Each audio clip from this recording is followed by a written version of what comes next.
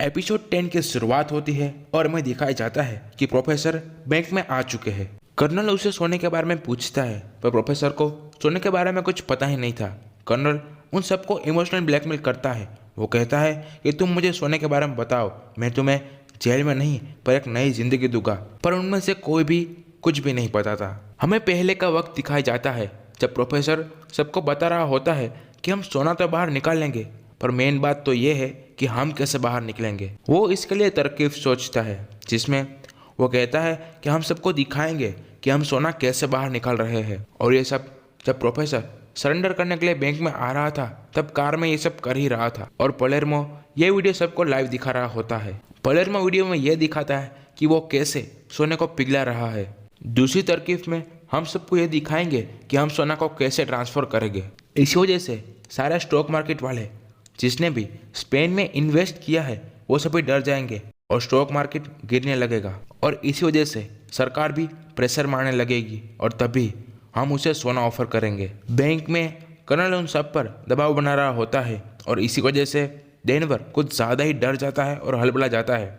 और लिस्बिन और प्रोफेसर दोनों मिलकर उसे शांत रहने के लिए कहते हैं और ये कर्नल देख लेता है। वो उन दोनों को एक अलग ही कमरे में भेज देता है। उसके बाद हमें सियारा को दिखाया जाता है जो कि ये सोच रही होती है कि सोने को कहाँ छुपाया जा सकता है। तभी थोड़ी बातचीत के बाद वो सोचती है कि अगर मैंने सोना छुपाया होता तो मैं किसी प्राइवेट प्रॉपर्टी में ही छुपाती। और इसी वजह से वो सभी पिछले 5 दिन में खरीदी हुई नई प्राइवेट प्रॉपर्टी को देखने के लिए चाहते हैं। दूसरी ओर कर्नल डेनवर को काफ़ी सारे ऑफर्स देता है और उसे सिर्फ एक ही सवाल पूछता है कि सोना कहाँ पर है। पर डेनवर उसे कुछ भी नहीं बताता और गुस्से में आकर कर्नल डेनवर को बैंक से बाहर भेज देता है। बैंक से बाहर जाना यानी कि जेल में जाना और बाकी की जिंदगी पूरी जेल में। हमें एंजल को दिखाया जाता है जो कि प्रोफेसर के अड्डे पे पहुंच जाता है। वो कर्नल को बताता है कि यहाँ पर सोना तो नहीं है पर हम उस ट्रक को ट्रैक कर सकते हैं। दूसरी ओर हमें कर्नल को दिखाया जाता है जिसे कि गवर्नर और मिनिस्टर का फुल प्रेशर था, क्योंकि स्टॉक मार्केट में 14% का घटाव आ चुका था और अगर ऐसा ही चलता रहा तो स्पेन बर्बाद हो जाएगा। वो गुस्से में प्रोफेसर के पास जाता है और उसे मारने लगता है, तो प्रोफेसर उसे कहता है कि तुम कुछ भी नहीं कर सकते। थोड़े महीनों बाद की हालात देखो, हर तरफ बेरोजगारी होगी। तुम थोड़ा सोचो, अगर तुम चाहो तो तुम और मैं, हम दोनों इस सिचुएशन में से बाहर निकल सकते हैं। तभी कर्नल उसे कहता है कि कोई बात नहीं, अगर हम हारेंगे तो हम दोनों साथ में हारेंगे। और वो यहाँ से चला जाता है। एंजल को ट्रक की लोकेशन मिल जाती है और वो कर्नल को कहता है कि हम बहुत जल्द ट्रक को पकड़ लेंगे। हमें सियारा को दिखाया जाता है जो कि पिछले 5 दिनों में खरीदी हुई सारी प्रॉपर्टी के बारे में इंफॉर्मेशन इकट्ठा कर रही होती है। वापिस हमें प्रोफेसर को दिखाया जाता है जो कि सबको कह रहा होता है हम पुलिस के लिए काफ़ी सारे झूठे सबूत रखेंगे। प्रेजेंट में हमें दिखाया जाता है कि मतियास जांच को हाईजैक कर लेता है और सारे सबूत छोड़ता है। साथ में एंजल को पता चलता है कि वो लोग समुद्र में ही सोने को फेंक दिए हैं। ये सारी बात से कर्नल काफ़ी कंफ्यूज हो जाता है। दूसरी ओर बैंक में आर्मी वाले झूठी फायरिंग करते हैं क्योंकि बाहर पब्लिक को नहीं पता था कि सोना चोरी हो गया है, मतलब कि सोना ट्रांसफॉर्म हो चुका है। लेकिन तभी बर्निल का दूसरा वीडियो जिसमें बताया जाता है कि उसने उन सोने को पिघलाकर दूसरी ओर पहुंचा दिया है और इसी वजह से स्टॉक मार्केट में काफ़ी गिरावट आती है। तभी गवर्नर कहते हैं कि अगर ऐसा ही चलता रहा तो स्पेन बेरोजगार हो जाएगा, स्पेन बर्बाद हो जाएगा। दूसरी ओर सियारा वो जगह को ढूंढ लेती है जहाँ पर सोना छुपाया गया था। तभी वहाँ पर तातियाना आ जाती है। तातियाना और वो सब लोग एक दूसरे के सामने गन पकड़कर खड़े थे। वापिस हमें कर्नल को दिखाया जाता है जो कि प्रोफेसर और लिस्बिन के साथ बात कर रहा होता है।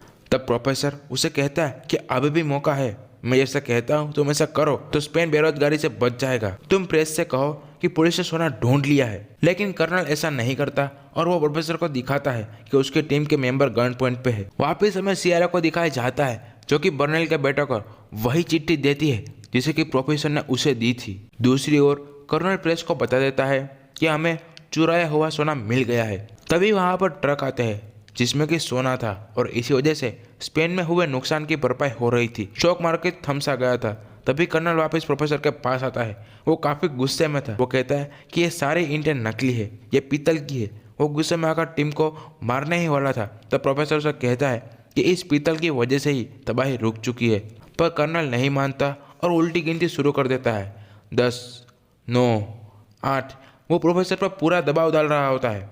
3, 2, 1 और फिर हमें गोलियों की आवाज़ आती है। हमें कर्नल को दिखाई जाता है जो कि प्रेस को यह बता रहा होता है कि सारे औषधि सुरक्षित है और चोरों के बीच हुई लड़ाई में प्रोफेसर और उसकी सारी टीम मर चुकी है। यह सुनकर डेनवर के भी होश उड़ जाते हैं, लेकिन तभी वहाँ पर आर्मी वाले उसे एक फाइल देते हैं जिसमें कि वही पेपर था जो कि प्रोफेसर अक्सर बनाया करते थे। और ये देखकर डेनवर समझ जाता है कि प्रोफेसर और बाकी सब अभी भी जिंदा है। हम उन सबको दिखाया जाता है जो कि काफ़ी खुश थे और हमें दिखाया जाता है कि प्रोफेसर ने उस चिट्ठी में लिखा था कि यह फैमिली की बात है और वो सोना वहाँ से निकल जाता है। हमें 24 घंटे बाद दिखाया जाता है जहाँ पर सब इकट्ठा थे। प्रोफेसर ने सबकी आइडेंटिटी बदल दी थी कि तभी वहाँ पर सियारा आती है और प्रोफेसर को बताती है पोर्टुगीज में सोना सेफ है। वो सभी एक नई जिंदगी के लिए उड़ान भरते हैं। और एपिसोड 10 के साथ ये वेब सीरीज भी यहीं पे एंड होती है। चैनल को सब्सक्राइब कर लेना। मिलते हैं अगले वीडियो में। बाय।